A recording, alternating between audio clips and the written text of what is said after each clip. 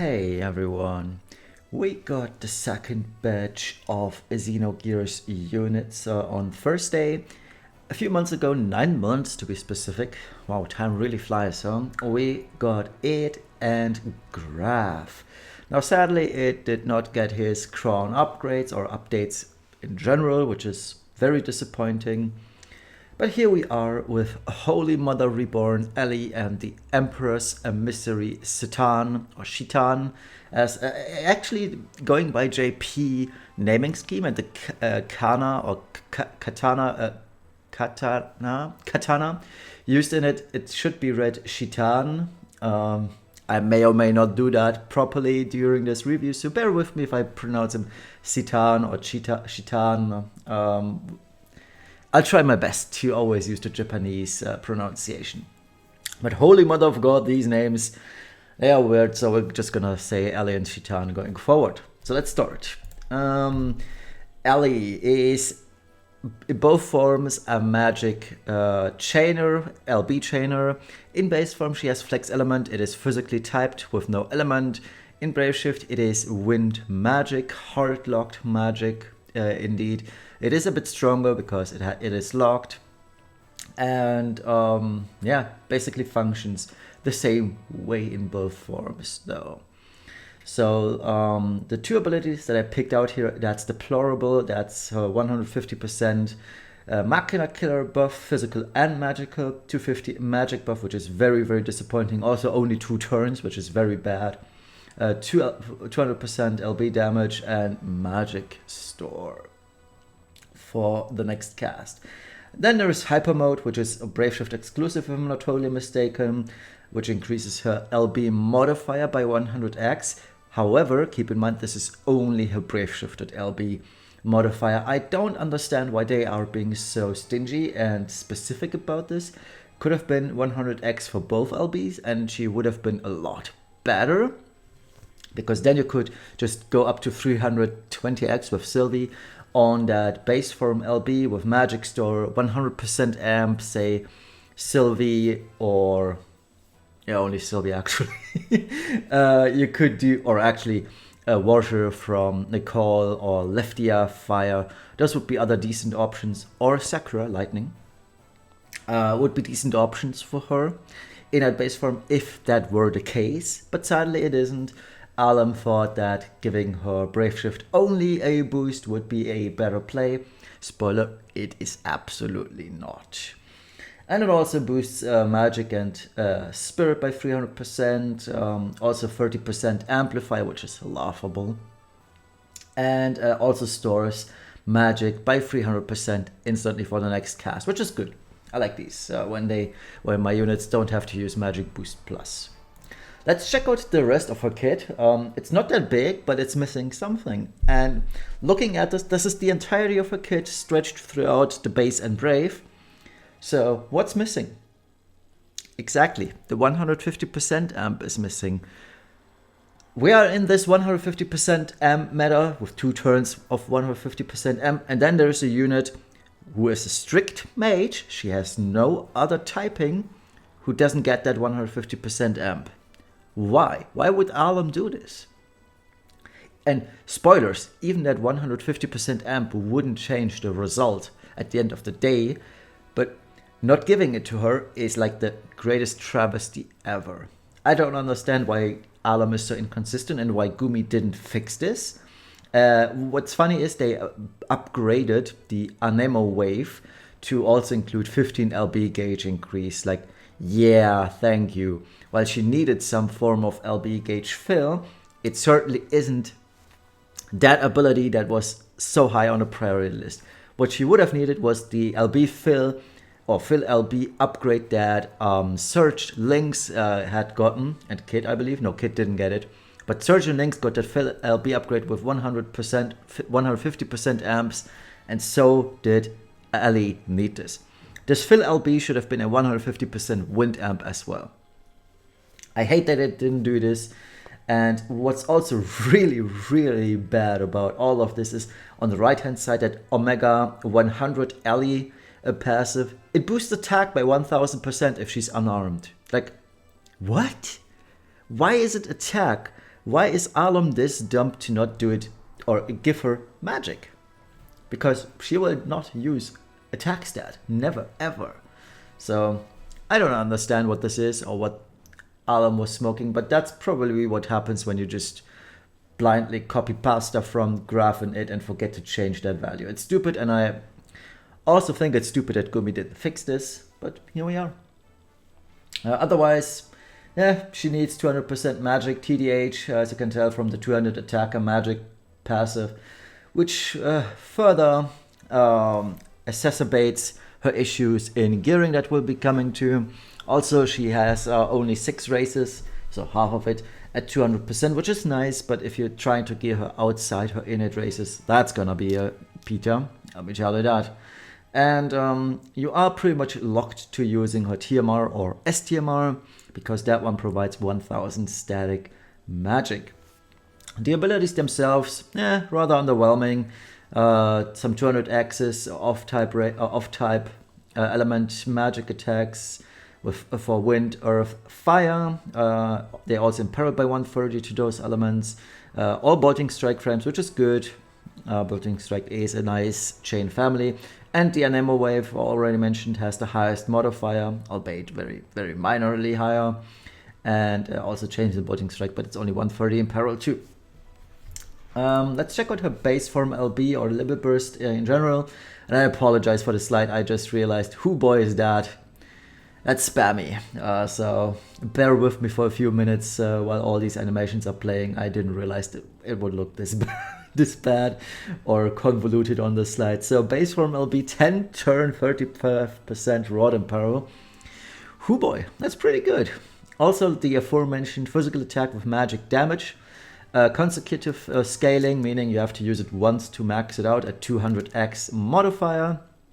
And for whatever reason, at the end of this, she then buffs the next LB by 200%, which I don't know. It's such a weird method of using LBs these days. For all units, for all JP units, they are not that efficient anymore. They never have been, but they're even less efficient going forward. The Brave Shifted LB is another one of these iterations where I don't understand the thought process, but here we go. So 130 wind and peril, 300x magic damage, 400x, 420 with Sylvie, and her own buff. And then once the animation and all of that is done, she sets up a 50% enemy side only wind and peril field. 10 turns, awesome stuff, this is really good, but it happens after the damage, so you are forced to use that LB twice. I hate this design. It's akin of Stormseeker Esther, where she also does this at the end of her stuff, and it's really infuriating and messes up so many things, but at least hers is enemy side only. Also Bolting Strike variant 1, meaning the good kind of Bolting Strike that perfect chains with units such as 2B's Brave Shifted LB, so that's fine. At least they didn't make this Suda Frames Bolting Strike variant 2. Now let's check out her TMR, STMR vision card. The TMR, Clove, 60 magic, 40 spirit, and 5% MP regeneration per turn. The Super Trust Master accessory, 80 magic, 50% Demon Machina Killer, both physical and magical. And Elly plus her Brave Shift form, Virgo, gain 500 static magic. The vision card, 130 base magic, 50% magic, passive, 4 LB per turn, and 500 static magic for Xenogears only units, aka just herself. She's the only magic unit that we have that can wear vision cards naturally. So yeah, all in all, the TMR in itself is okay for a TMR slot, but generally speaking, you will never end up using this. The STMR is okay for herself, but in general, absolutely not impressive. While I appreciate the Demon and Machina Killer on it, those are two slots that we have multiple 100% killer materials for, so I don't know, it feels like it's the worst kind of killer typing you could have given her. Sure, this makes sense in terms of lore and whatnot, but in FFBE, this doesn't translate well because we have so many sources of Machina and Demon Killer at 100%, so it kind of is useless, to be honest. Vision card is somewhat decent. We do have a lot better cards. Dark Rain, for example, is vastly better. And there's others, Dazzling Demon, etc., etc. So all fairly better because they have killers and whatnot. So yeah, rather unimpressive, I would say. Now let's check out Citan. He is an LB chainer, Wind Physical in base, and a stronger Wind Physical LB chainer in Brave Shift. So he could have been SLB for all that I care, because he has literally or virtually the same abilities between the two forms. But I always appreciate Brave Shift units because it makes gearing a lot easier. And Citan is one of those examples. Alright, so the two abilities I picked out here are I've chosen my own path, 250 LB attack buff, which is very unimpressive, 200 LB buff, which is very underwhelming as well, and 150% self-only human machina killer for physical only, which is fine. He's a physical damage dealer, but I mean, come on, why not make this AoE?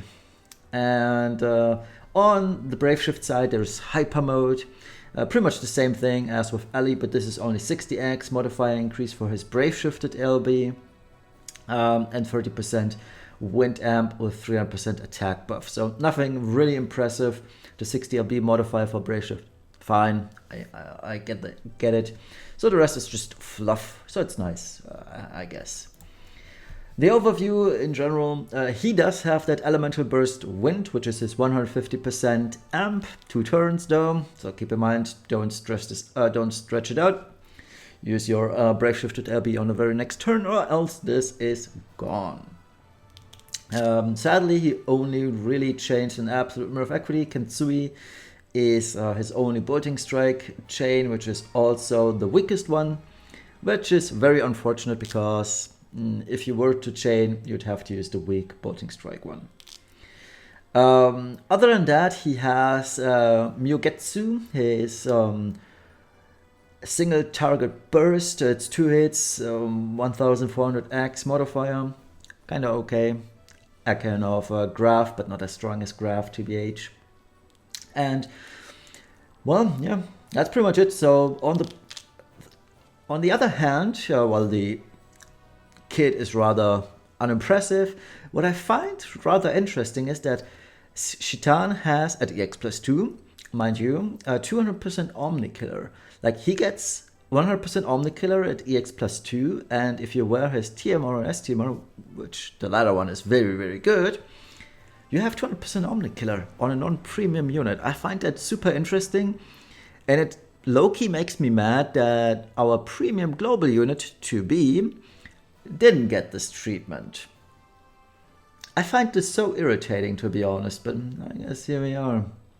Other than that, 200% TDH, which makes gearing him very, very annoying because his Super Trustmaster, that we will talk about in a few minutes, does not stack, meaning you cannot just use 2 of his STMR and cap his double hand. Nope, you are still forced to waste a materia slot on it. So why not just give him 300% double hand attack to begin with on this passive? I don't know, but that's what we're going with, I guess. So let's move on to his Limit Burst, and this one doesn't look as bad as Elly's.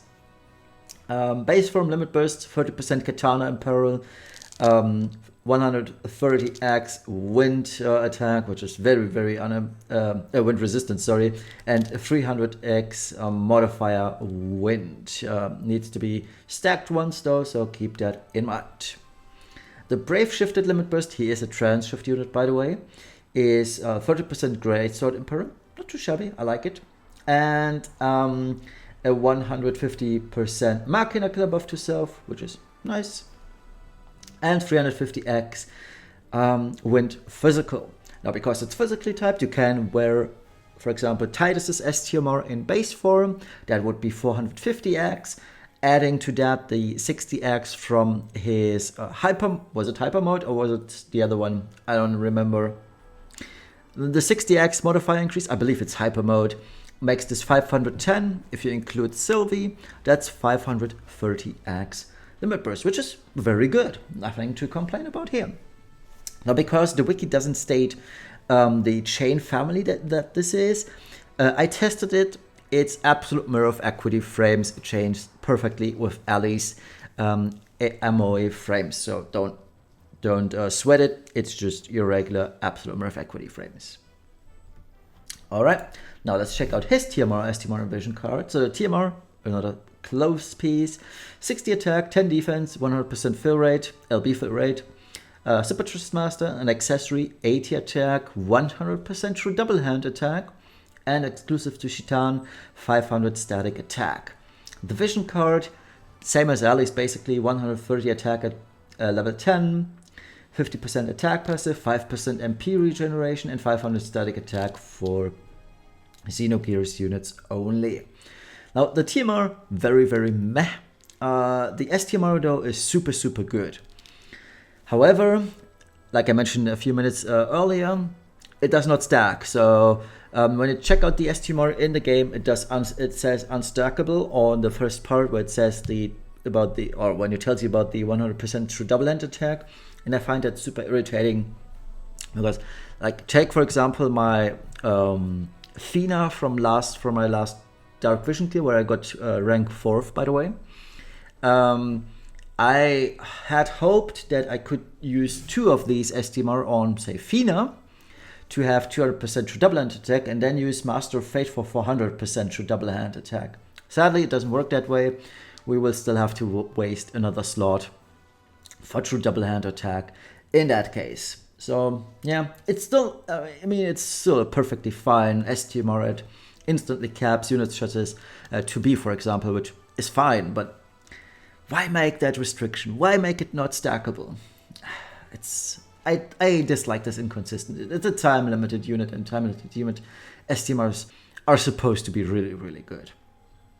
The vision card is okay, but vastly inferior to most global cards, and especially the Knights of Grandchild vision cards, so I'd rate this as rather bad, to be honest, in comparison to what we have. But in an isolated case, yeah, it's okay, but looking at the grand scheme of things, it's just not good enough. Alright, let's check out the damage calculations. As always, pause this video if you want to check it out at your own pace. This is the Elly build that I went for. Now sadly, this doesn't include equip hat or equip helmet or helm mastery because it just doesn't fit with killers. She's built versus beast and avian, and as you can tell, very, very hard to gear. Now, the light armor mastery is actually a huge damage upgrade, even when not being able to max out any killers whatsoever. So, as you can tell, whereas the beast one, she has 250 avian killer, which is pretty much all thanks to Cool Smile, because that one is 100%. And whereas beast, 150% beast killer only, which is super, super low. And yeah, this pretty much plays throughout, or is notable throughout all off races of hers. Now, if you're facing her innate race types, it's not that bad, but still, it's no fun and no bueno to gear her for anything that's not innate race for her. Now, furthermore, she also has an incredibly low magic stat. 14,000 magic may seem like a lot, but that's with magic store included. And we'll see that Citan has more than that without magic store shenanigans. So that's no bueno. That's no bueno at all. And partly to blame is that she has low magic. And the maximum burst rotation, because of her very, very badly designed limit burst, is also really bad, and I don't like it at all. So you start in base form, or you start in Brave Shift, then shift back to the base form before anything else, because if you start in Brave Shift, the trans shift cooldown doesn't trigger. So you start in Brave Shift, shift back to the base form, use a base form LB, and this on the second turn you use a Brave Shifted LB in trans shift. And this requires you to have maxed out LB fill rate, maxed out LB fill per turn in base form. It requires you to have Pause of Prosperity, Dragon's Brush, Call of the Wild, and advanced weaponry, such that you get a lot of LB fill. Now, with maxed out LB fill, advanced weaponry, And Call of the Wild, you're looking at least 22 LB crystals. She needs 90, so you still need quite a lot of LB crystal drop luck, such that you can fill out that massive 90 LB LB bar, which is, whew, that's gonna be a tall order. But if you are lucky enough, you need a total of 6 to 7 LB crystals throughout 2 turns. So turn 1, or that first turn, you hopefully get 1 or 2 crystals. On turn 2, you would do all the chains before shifting Elly and then do her shifted limit burst. And hopefully you have her LB finished by then. Otherwise, it's sad news Friday. But truth be told, because the Rod in Peril is 10 turns long, you won't miss out on much. You could always just delay it until you have her LB gauge full again, but the ideal rotation is 4 turns. You'd use Arrowed Burst on turn 2. You would then use Fill LB, Hyper Mode, and that's deplorable. Make always sure that Fill LB is the first action, because the magic store is always eaten up upon casting, meaning the Hyper Mode magic store is eaten up by That's Deplorable, but because That's Deplorable is another magic store, it's fine. And then on the final turn, you limit burst again. This secures the Rod in Peril, this secures the Wind in Peril, and it secures that Imperil field as well. Alright, now let's check out Citan. He is a lot easier to gear due to 200% Omni Killer, and as you can tell, he has 14,283 attack. Well, to be honest, most of it stems from the Dark Murasame Katana from Dark Visions, but still, yeah, this should already tell you all there is to need to know, all there is that you need to know. He has more attack than Elly has magic with Magic Store. He has the much higher LB modifier in general, and he also has a 150 amp. It pretty much tells you already tells you the whole story, who's going to deal substantially more damage. He's built versus Aquatic Insect because he has 200% Omni Killer, as I do with all 200% Omni Killer units. In general, very, very easy to gear. As you can tell, I was able to use Equip Hat as well as Light Armor Mastery. Now, if you wanted to go full EP, you would use Helm Mastery, which is also another Clash of Wills piece that you can buy right now, and give him that Clash Helmet for 300 more static attack. Also, this assumes that you have Titus's STMR in base form, and yeah, the rotation of this is rather simple, to be honest, luckily. You base form LB, which is a 3+1 turn Wind in Peril. While 3+1, it's enemy turn, so it will stay 4 turns in Peril, and this perfectly works out. So turn 2, and that assumes that you have an external attack and LB buff as well as killer buff. But if you don't have an external killer buff, you could just delay everything by 1 turn. It would still perfectly work out, and you would include that Human Machina killer one before using his elemental burst. But we are assuming that you have a unit that is good at buffing, such as Sylvie, for example. And then on turn 2, you would use Fill LB, Hyper Mode, Elemental Burst. The order doesn't matter here, luckily.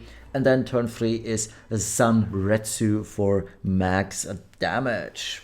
So rather easy to do on his side, much easier than Elly.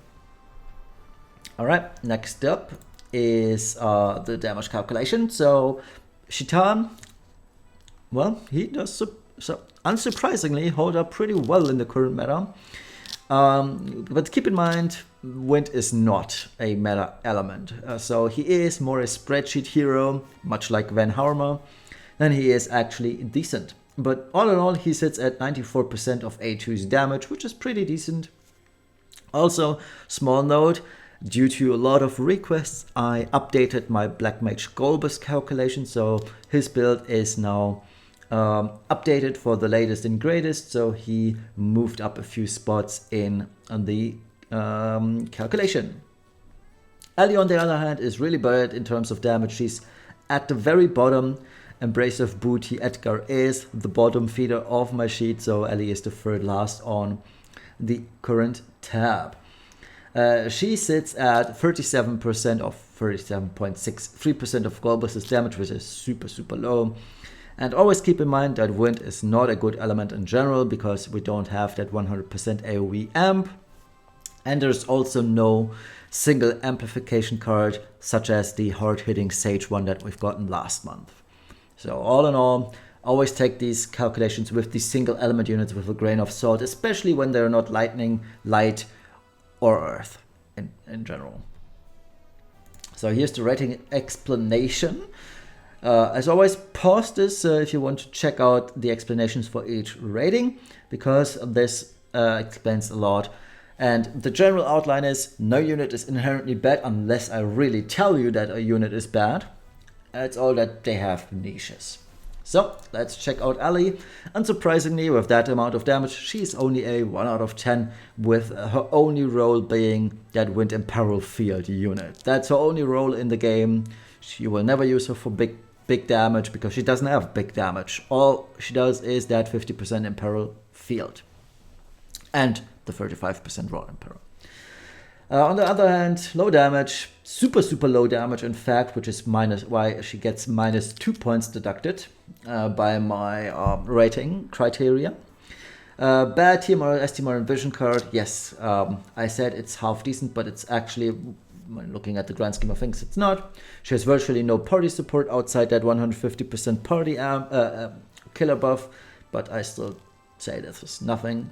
Incredibly bad to gear for anything outside innate killers, and she entirely depends on outside support, which is, for a unit like herself, she should have gotten the supporting type role too in the base form, and that would have made her a lot better. She would be probably a 2 or 3 out of 10 in that case, but I guess Alim.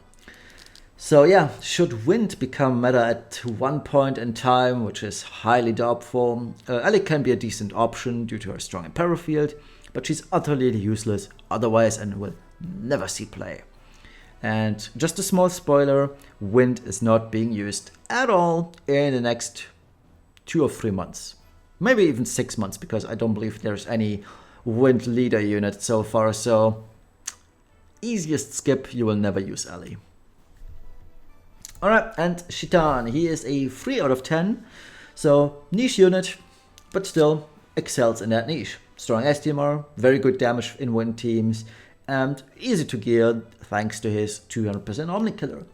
But the bad side of things, absolutely zero party support, super selfish unit, weak imperils in general, super bland kit, has a kit that is entirely dependent on outside support, disappointing vision card, and I didn't deduct a point for this, but I still want to mention it, that the STMR true double hand bonus cannot be stacked. So Citan shines in wind teams, that's why he performs best, but he can be used in other teams, lightning, earth, it's just that he will perform worse because you're mixing elements. The STMR is a nice incentive if you want to pull, but always bear in mind that the current banner style is really bad. 5% NV rate. There's 4 Xenogears units, and each of those has 1% rate. Meaning you're looking at 3 out of 5 units that are really bad and you don't want them. Id, Grahf, Elly in that case. And you only have a 1 out of 5 chance to get Citan. And that's, I hated it, and I wasted all my tickets. I had about 70. And from these 70 tickets, I have gotten 4 Grahf, 2 Id, 1 Elly, and 1 Citan. And that's pretty much what you should expect. Expect very few Citan, probably some Ellys, but most of all, prepare for Grahf and Id, who are not meta at all. I mean, both are super bad. So, all in all, to be honest, the only reason why you should pull on this banner is either if you're a huge fan of Xenogears or if you're going for top 10 Dark Visions. And if you're not in either of these cases, skip this banner if you're on a Lapis budget. And that's pretty much the end of today's review. Thank you all for watching. Enjoy the rest of the evening, morning, afternoon, wherever you're from, and we'll see each other on Thursday. See you then. Bye bye.